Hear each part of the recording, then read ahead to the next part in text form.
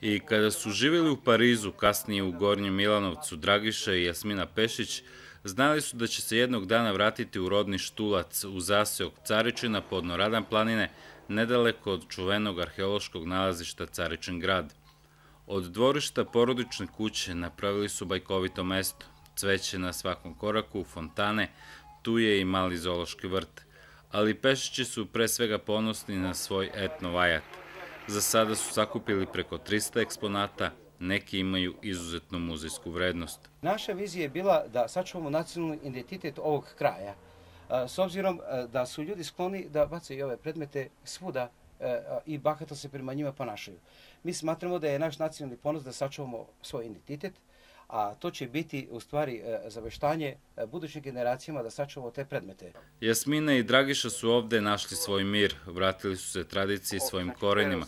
Nije im u početku bilo lako, ono što su drugi bacali, oni su sakupljali.